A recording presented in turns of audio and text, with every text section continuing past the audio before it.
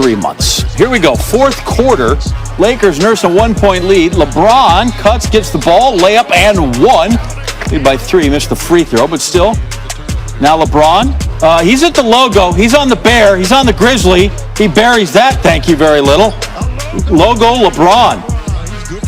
On the fur. I guess that's more the paw, which has fur. Lakers take a 6-point lead. 8 to go. LeBron, step back. He's showing everything. Mid-range game, got to the hoop, hit a 3. Lakers back up half a dozen. Get his boy Anthony Davis involved here. There you go. Just bounce it to him. Little floater. 17 points in this one for Davis. LeBron had 13 in the fourth quarter alone. 5 of 6 shooting on cue. 2 of 3 from deep. Made that one. Big fourth quarter. Lakers win at 108-94. LeBron 22, 13, and 8 the final line. Second straight triple-double. He's speaking with Mike in the media. Hey, LeBron, I want to start by asking what you saw out of a couple of your new teammates, Wes Matthews and Montrezl Harrell, in the lift that they gave you off the bench today. Huge for us. I mean, obviously, their energy is infectious. So, them coming off the bench with that energy and that effort just translates to the rest of us. Trez was very active, not only with the scoring, but his offensive rebounding, his defensive approach as well. Giving up size and giving up pounds to Valanciunas, but I thought he handled his own and did a hell of a job. And same with Wes. Wes coming in and just giving that defensive presence, that energy, and also knocking down a couple shots. That was a big time for our team. I asked Frank what he saw from you as you kind of took the fourth quarter over. Of course, not the first time that we've seen that. He said there was a particular action that you were trying to get to that seemed like it was working well. What was your diagnosis there, and how did that play out in the fourth? Well, we were doing a lot of jostling with Memphis tonight and just going back and forth. And 2-point lead here, or they'd take a 1-point lead, or we'd take a 1-point lead. So, it started the fourth. I want to try to implement myself with my scoring a little bit more, get a little bit more in attack mode and see if I can kind of open the game up. And we were able to do that. Dan Morkey. Hey, LeBron. You guys have won these last 2 games. Obviously, there's been good offense, but defensively, really, in a lot of different ways. What was the big key in the last 3 quarters tonight defensively? And do you like to see kind of that this group can win by outscoring teams or this way, too? Yeah, we got to have the ability to be able to do winning all facets. Sometimes it's going to be outscoring teams. But for the majority, we want to win games by defending.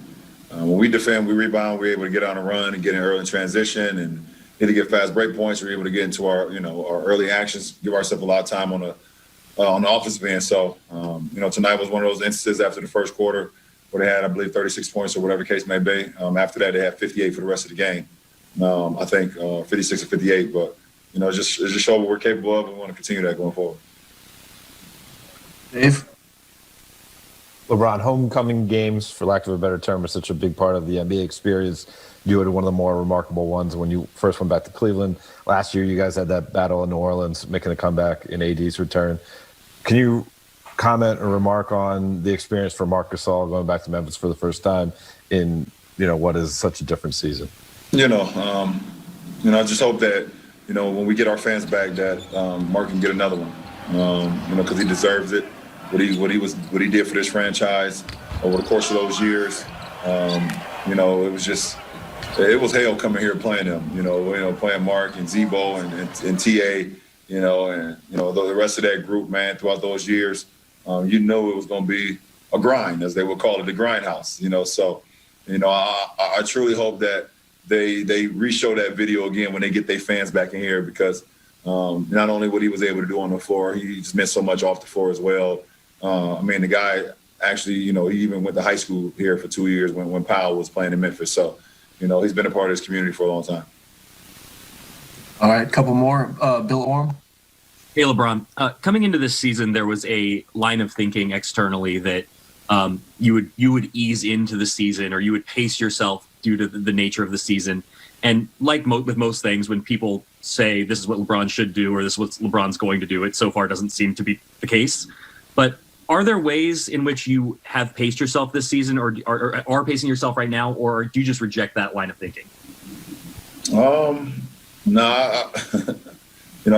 continue to take care of my body and take care of my mind to be able to endure whatever the case may be. And obviously the short layoff the 71 days between, us finishing and having to get back re-going.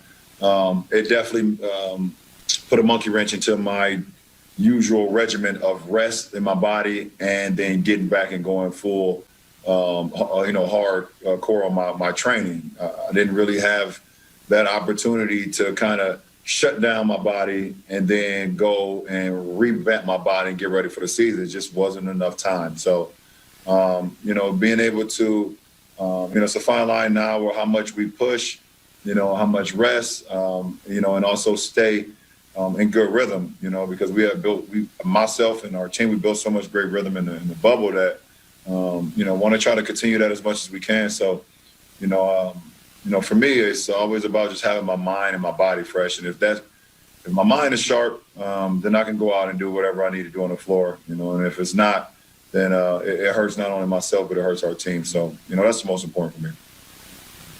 Last question, Kyle Goon.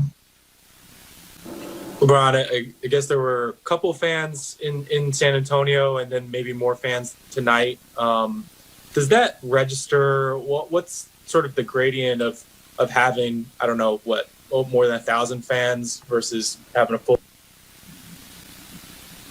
Well, I mean, it's a great feeling, to be honest, just to have anyone in the stands. It feels like it's been so long, since we had that, and it's been since March of 2020, since we, I think that last game at Staples when we played Brooklyn was the last time we had fans. So, to be able to come into an arena and just see a sprinkle or a dab of, fans here, in the lower bowl or, the mid bowl all the way to the upper bowl, seeing a few of them sitting, I guess off side of court side.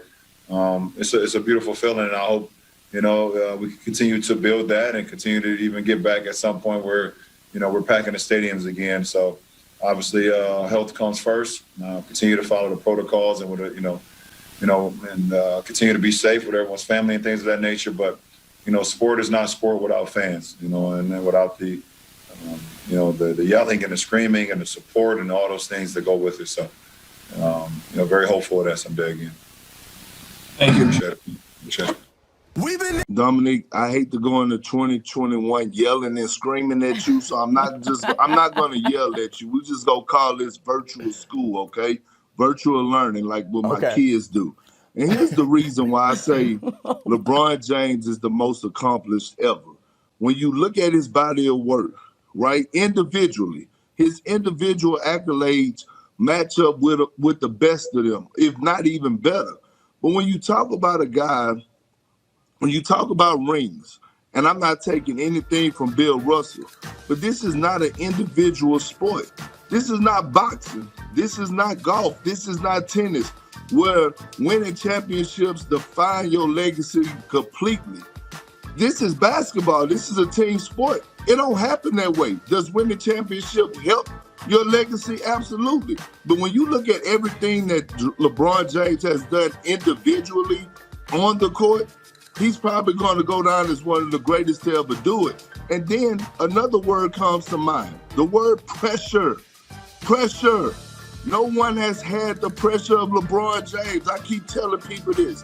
The pressure that this man has had since the age of 16, now he's 36. It's been 2 decades that he has had pressure. The pressure to fail, then called the chosen one. And no one could ever say that he's underachieved. He actually overachieved with the most pressure ever in the history of sports. And then when you talk about what LeBron James does off the court, always giving back to the community. The great Isaiah Thomas, who played for the Detroit Pistons, said it himself. Not only is he the GOAT, but he's probably the greatest to impact off the court. I'm not taking anything from Bill Russell, Kareem, all those guys that laid the foundation and did what they have to do during their era. But it's a different era. If you look at LeBron on what he did with more than a vote, he knew how important it was for African Americans to go out there and vote. He knew, he dug deep. He got a team together, a great team to form so we could educate all the African American communities that we grew up in about voter suppression, etc. Distractions, the way that they lied to us. So what he pulled off just in that was powerful enough. But the word pressure and LeBron James overachieving with the highest expectations, he's the most accomplished ever, Foxy. Okay, I mean, I appreciate that you put us in virtual school and no longer yelling on first take. So I'm happy to participate in virtual school. You think you taught me something? Now I'm going to teach you something. So you said pressure is what's going to define how great LeBron James is. You talk about pressure. Bill Russell, someone broke in that man's house and pooped on his bed, and then he went and won a championship. Talk about pressure. Somebody under some sort of pressure, and the getting people to vote. Like, that's a great accomplishment. I'm not trying to take anything from LeBron James, but what Bill Russell was participating in was advancing the Voting Rights Act, the Civil Rights Act. He's participated in those things all together. So if we're going off the court, I think it's no competition. And again, if we're talking greatest, we could maybe be subjective about those sorts of things and talk about how the eras have changed and how the competition is different and its impact on the game. But to me, greatest is subjective. Accomplished is not subjective. Accomplished is about accomplishments. And they put the graphic up once before. Maybe they'll put it up again. There is nobody who compares to Bill Russell as far as accomplishments are concerned. And we saw, and when they were showing the video of LeBron James, we saw that man holding the Finals MVP trophy up. You know whose name is on that trophy? It's Bill Russell, because you know who showed up in those pressure moments? Look at those accomplishments. Nobody's even close. Kareem is the closest to having similar level of accomplishment, the most accomplished. Bill Russell, by far, bar none. Nobody has accomplished more in the game of basketball, and maybe the times were different. I agree with you. Maybe it was a little easier to win a title back then. That is true.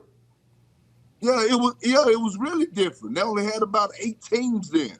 But when you look at what LeBron James, if you put his individual accolades on the side of Bill Russell, it's going to blow him out the water. First of all, LeBron James is probably, by the time it's done, he's going to finish number 1 in all-time points. He's going to finish probably top 5 in assists. He's going to finish with 10,000 plus rebounds. He's already setting records every day he step on the court. So when I'm talking about Bill Russell, I'm not knocking what Bill Russell did. Winning championships is hard. He won 11 of them. But let's not forget, he also had a star-studded team throughout the 11. He also played with great players like that. I'm talking about that top 50 great players. So at the end of the day, I get what you're saying. His name is on the trophy, but let's not think that 20 years down the line, LeBron James' name won't be on one of these trophies or a trophy that's given out that's called the LeBron James Award.